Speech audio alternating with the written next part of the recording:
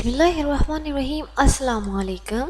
सामिनी ग्रामी कदर लोग औलाद की ख्वाहिश तो करते हैं, मगर जब औलाद होती है तो उसकी तरबियत का फिक्र नहीं किया जाता, ना ही उसके अकायद की इस्लाह की जाती है और ना ही इखलाकी हालत को दुरुस्त किया जाता है। ये याद रखें कि उसका ईमान दुरुस्त नहीं हो सकता जो करीबी ताल्लुकात को नहीं समझता है, जो अपने रिश्तेदारों के साथ अच्छा सलूक नहीं करता है। और आजकल हर इंसान तकरीबन इससे कासर नजर आता है। लेकिन दूसरी तरफ यहूदी तबके में बच्चे की पैदाइश से पहले ही बच्चे की तरबियत की फिक्र लगी होती है। सामिनी ग्रामी कदर, आज हम एक ऐसी औरत के बारे में बात करने वाले हैं जिसका नाम मैडी ड्यूड है। वो एक इसराइली औरत थी और उसके घर खुशी आने वाली थी। मैडी को रोज सुबह एक अदारे में जाना पड़ता था जहां उसे 3 घंटे तक रियाजी की मशकें हल करवाई जाती ताकि बच्चा ज़हीन पैदा हो, और इसके बाद वो घर आकर मछली, बादाम, दूध, खजूर, बीफ, दालें और देगर फल और सब्जियां वगैरह खाती थी। दिन में कम से कम 2 घंटे सुकून हासिल करने के लिए मौसीकी सुनती थी। सरकारी तौर पर इसको वजीफा भी दिया जा रहा था ताकि वो सेहतमंद यहूदी को पैदा कर सके। उसके शोहर का रवैया भी उससे नहायत मस्बत था, क्योंकि वो चाहते थे कि एक ऐसा बच्चा पैदा हो जो नोबेल प्राइज हासिल करे। 80% यहूदी हमेशा से ही नोबेल प्राइज हासिल करते आए हैं।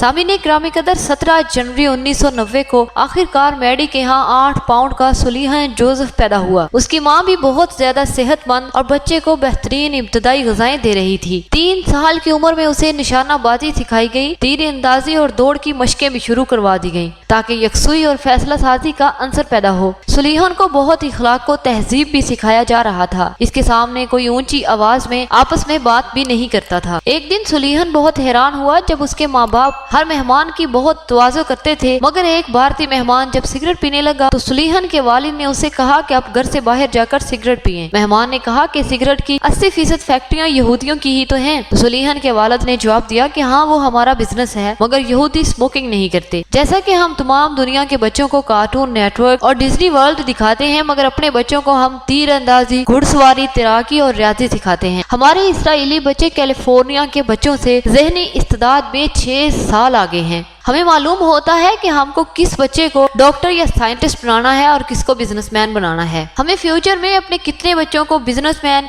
या इंजीनियर या सियासतदान बनाना है, ये बात भी हमें मालूम होती है, और हम इसी हिसाब से सारी जिंदगी उनकी ट्रेनिंग करते हैं। सुलीहन जोसेफ जब छठी जमात में गया तो इसे प्रोजेक्ट दिया गया कि $3000 की सरमायाकारी से $10,000 कमा कर दिखाइए। उसे तीसरी जमात से कारोबारी हिसाब किताब पढ़ाया जा रहा था, मगर वो सिर्फ $7000 ही कमा सका। इस नाकामी पर उसे कारोबारी रियाजी की एक्स्ट्रा क्लासें लेना पड़ी और 7वीं जमात में स्कूल के फ्राहम करदा $5000 से $16,000 कमाने में कामयाब हो गया। अब वो एक कट्टर यहूदी बन चुका था। अब वो जो चाहे मजमून अपने हाई स्कूल के लिए मुंतखब करता, मगर सिर्फ साइंसी मज़ामीन की इजाजत थी और सुलीहन ने न्यूक्लियर फिजिक्स का इंतखाब किया। ये वो साल था जब सुलीहन ने जिंदगी में पहली बार चिप्स, पेप्सी और चॉकलेट चखे थे, क्योंकि सारी जिंदगी वो कचरा खुराक यहूदी बच्चों को मना होती है। सुलीहन का भी ये पहला ही तजुर्बा आखिरी तजुर्बा रहा और उसको माँ बाप से काफी ज्यादा डांट पड़ी। वो फिर से जेब में खजूर और बादाम रखता जो टॉफियां और अलम गलम से बदरजा बेहतर हैं। जब सुलीहन तालीम से फारिग हुआ तो उसके वालिद ने उसे न्यूयॉर्क के एक अदारे में भेजा। सदियों के सूदखोर यहूदी इस अदारे में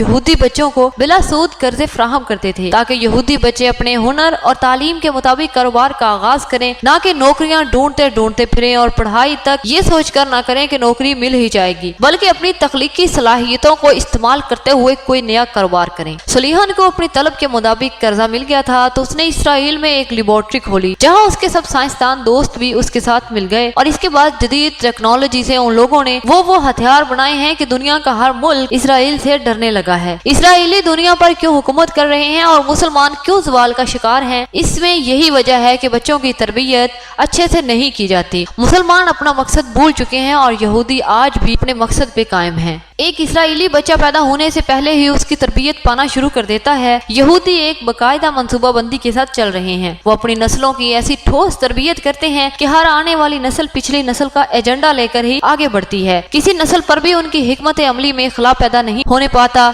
कोई बच्चा अपने आबाओ अजदाद की हिकमत अमली से इख्तलाफ नहीं करता है और यहूदियों के मंसूबे सदियों तक बगैर किसी मुश्किल के जारी रहते हैं। यहूदियों की एक और खूबी जो उनकी तरक्की की ज़ामिन है वो ये है कि वो एक दूसरे का रास्ता नहीं نہیں کاٹتے ہیں بلکہ ایک یہودی دوسرے یہودی کی مدد کرتا ہے۔ ساری دنیا کو انہوں نے سود در سود کے چکر میں پھنسایا ہوا ہے، مگر ایک یہودی جب دوسرے یہودی کو قرض دیتا ہے تو ایک پیسے کا بھی سود نہیں لیتا، چاہے کتنے عرصے میں رقم کی واپسی ہو۔ یہودی خاندان جو اسرائیل میں بستے ہیں ان میں طلاق کی شرح صرف 3% ہے، وہ بھی صرف شوبز وغیرہ سے وابستہ لوگوں میں۔ عام یہودی خاندانوں میں طلاق ممکن ہی نہیں ہے۔ وہ جانتے ہیں کہ ایک مضبوط قوم کے لیے سب سے پہلے مضبوط خاندان ضروری ہے تاکہ بچوں کی تربیت عمدہ انداز میں ہو۔ یہی وہ لوگ ہیں جو دنیا بھر کے ڈراموں اور فلموں کے ذریعے طلاق کی تربیت دے رہے ہیں اور مردوں کی تفریح کے لیے اتنے ذرائع پیدا کر دیے ہیں کہ ان کو گھروں میں دلچسپی ہی محسوس نہیں ہوتی، بلکہ وہ خاندان کو ایک بوجھ سمجھنے لگے ہیں جو ان کی آزادی اور تفریح کی راہ میں رکاوٹ ہے، اور پھر آخر کار بچوں کی جنت اجڑ جاتی ہے اور یہی بچے کسی چچا ماموں کے گھر یہ سنتے ہوئے زندگی گزار دیتے ہیں کہ برے باپ کی بری اولاد اور کچھ بن ہی نہیں پاتے۔ یہودی اپنی بچوں کو اپنی تمام مذہبی کتب اور مذہبی رسومات ازبر کروا دیتے ہیں۔ اگر ان کا عقیدہ حضرت عیسیٰ کے دور میں تھا کہ دجال آئے گا تو دنیا میں یہودیوں کی حکومت قائم ہوگی، تو آج بھی وہ نہ صرف ایک مسیح کا انتظار کر رہے ہیں بلکہ ان کا بچہ بچہ دجال مسیح کی آمد کا میدان تیار کر رہا ہے۔ شام کی تباہی بھی دجال کی آمد کی نشانی ہے جسے وہ دل لگا کر پورا کر رہے ہیں۔ وہ سمجھتے ہیں کہ ترکی، مصر، مدینہ، عراق اور تمام عرب ممالک گریٹر اسرائیل کا وہ نقشہ ہیں جن کی فتح کے بعد ہی دجال آ سکے گا اور تمام دنیا کو یہودیوں کی جاگیر بنا دے گا۔ ویسے سچی بات تو یہ ہے کہ یہودی اتنے متحد اور ذہین ہیں کہ اب بھی تمام دنیا پر بلا واسطہ ان کا ہی قبضہ ہے۔ وہ جو چاہتے ہیں وہی ہوتا ہے، اور عرب حکمران خدا کو خوش کرنے سے زیادہ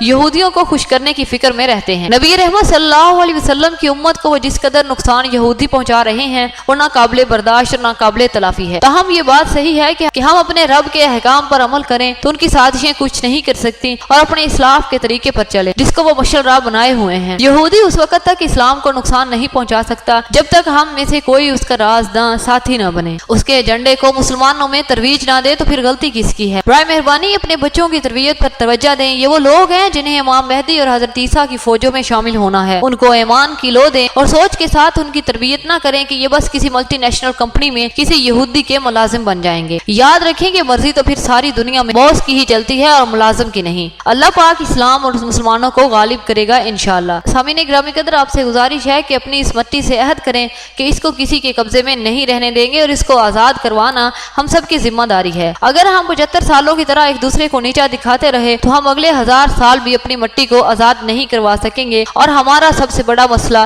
ہم گروپوں میں منقسم ہیں۔ جب تک ہم آپس میں ایک ہو کر یہ جنگ نہیں لڑیں گے ہم غلامی کی زنجیروں کو اور مضبوط کرتے رہیں گی، اور ہماری آنے والی نسلیں ہمیں کبھی بھی معاف نہیں کریں گی۔ آج آپ لوگ دیکھ سکتے ہیں کہ وہ یہودی دجال کے لیے کیا کچھ کر رہے ہیں اور ہم اپنے پیارے خدا کے لیے کیا کر رہے ہیں۔ ہم یہودیوں کی چالوں میں آ کر اپنے خدا کو بھول بیٹھے ہیں، تو پھر ہم پہ عذاب کیوں نہ آئے۔